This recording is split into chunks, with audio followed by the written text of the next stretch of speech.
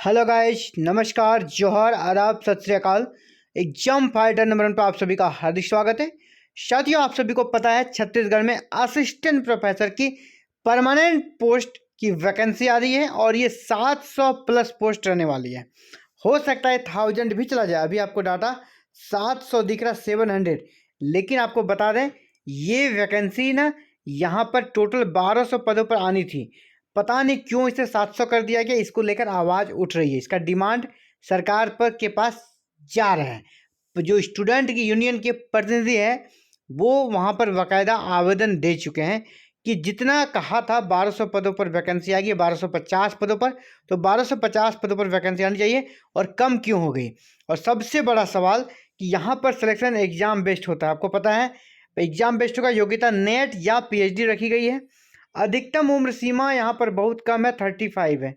इसको लेकर बहुत बड़ा संशय बना रहता है यूआर कैटेगरी वालों के लिए, जो अदर स्टेट हैं उनके लिए भी। अब लेकिन चिंता वाली कोई बात नहीं, इसके चांसेस ये हैं कि इसको 50 साल तक किया जाएगा। तो क्या चांसेस है, इन सभी मैटर्स पे बात करें। अगर 50 साल हो जाता है तो फिर सभी आप लोग आवेदन कर सकेंगे। और आपको पता है ये वैकेंसी कभी भी आ सकती है। और ये लेटर आपने देखा होगा जो कि दिया गया है, गवर्नमेंट लेटर है, ये ऑफिशियल लेटर है। शासकीय महाविद्यालयों में सहायक प्राध्यापक के रिक्त पदों की भर्ती से पूर्ति के जाने बाबत, यानी रिक्त पदों पर भर्ती की जाएगी। कौन कौन सा, यहाँ पे अलग अलग विषय के अलग अलग पदों की संख्या दी गई है। इस पर हमने एक वीडियो बनाया था, आप देख लिए होंगे। कि देखिए, हिंदी में 50, इंग्लिश में 50, पॉलिटिकल साइंस में 50 है, इकोनॉमिक्स में 25, समाजशास्त्र में 50, इतिहास में 25, भूगोल में 25, फिजिक्स में 50, मैथ में 50, केमिस्ट्री में 50, बॉटनी में 50, आपका बॉटनी में 50, इसका जूलॉजी में 50, और कंप्यूटर एप्लीकेशन में 15, वाणिज्य यानी कॉमर्स में 75, विधि यानी लॉ में 10। इस प्रकार 625 पद ही दिख रहे हैं। लेकिन अब देखिए यहाँ पर असली खेला यहाँ से शुरू होता है। ठीक है, आप देखिए इसके खिलाफ आवाज़ उठने शुरू हो गई है। यहाँ पर अभी हम लोग बात करेंगे जो आवाज़ उठ रही। 1.5 माह पहले घोषणा, विज्ञापन अब तक नहीं। ठीक है, बात है कि 625 पदों पर जो नियुक्ति प्रक्रिया स्टार्ट करने की बात चले, इसको लेकर विवाद हो गया है। अभी पहले तो ये कहा गया कि यहाँ 1250 पदों पर भर्ती आएगी और एक अच्छा खासा पोस्ट उसको माना जा रहा था। लेकिन इसे जो घटाकर 625 कर दिया गया है, इसको लेकर स्टूडेंट काफ़ी आक्रोशित है और वो आवेदन दे चुके हैं। इसके अलावा एज को लेकर भी उनके अंदर डर है कि अगर इस प्रकार विलम्ब से वैकेंसी आएगी तो वो ओवर एज हो जाएंगे। ठीक है, उम्मीदवारों को डर लगता है कि 6 साल बाद भर्ती को लेकर घोषणा की गई, इसमें भी देरी की जा रही है। इससे क्या होगा, वो ओवर एज हो जाएंगे, यानी 35 प्लस हो जाएंगे। इसीलिए अभ्यर्थियों का कहना है हम भर्ती के इंतजार में नेट, सेट व पीएचडी कर चुके कई अभ्यर्थियों की उम्र 40 से अधिक हो चुकी है, कईयों की आयु सीमा वहाँ तक पहुँच चुकी है। इसीलिए इस भर्ती के लिए अधिकतम आयु सीमा 50 वर्ष होनी चाहिए ताकि उन्हें इस भर्ती में शामिल होने का अवसर मिल सके।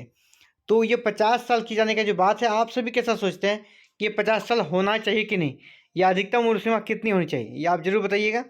इसके अलावा एग्ज़ाम पैटर्न आप देख लीजिए। ऑनलाइन आपका यहाँ जो एग्ज़ाम प्रयास है, अभी तक ऑफलाइन होता था, लेकिन इस बार प्रयास है कि ऑनलाइन परीक्षा लिया जाएगा। कंप्यूटर बेस्ड सीबीटी मॉडल में लिया जाएगा।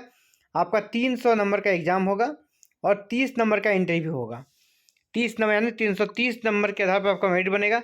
अगर एग्ज़ाम की बात करें, एग्ज़ाम में आपका 2 पार्ट रहेगा, पार्ट 1 एंड पार्ट 2।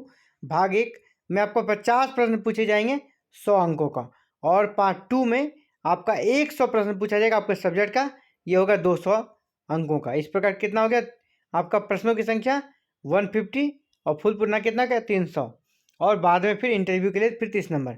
एग्ज़ाम देखिए एमसीक्यू बेस्ड होगा, ऑब्जेक्टिव होगा, और 2 पेपर है यहाँ पर आप देख पा रहे हैं। भाग 1 भाग 2 उसमें रहेगा पेपर में एक ही पेपर में रहेगा, आपसे भाग 1 भाग 2 रहेगा। नेगेटिव मार्किंग भी रहेगा, 1/3 नेगेटिव मार्किंग है, यानी आपको सोच समझ कर ही आंसर करना पड़ेगा। एग्ज़ाम पैटर्न आपने समझ लिया। अब हम लोग यहाँ बात करते हैं कि क्या उम्र सीमा 40 होगी।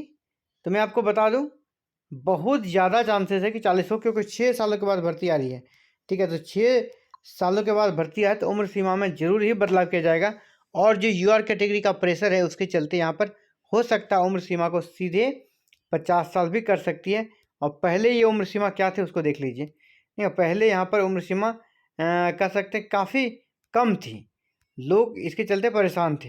तो उम्र सीमा को हम दिखाना चाह रहे हैं कि एज का जो इशू था वो आई थिंक अभी हमारे पास नहीं है, लेकिन मैं आपको बता दूं जो यहाँ पर सिर्फ एकेडमिक दिया गया है, क्या योग्यता चाहिए।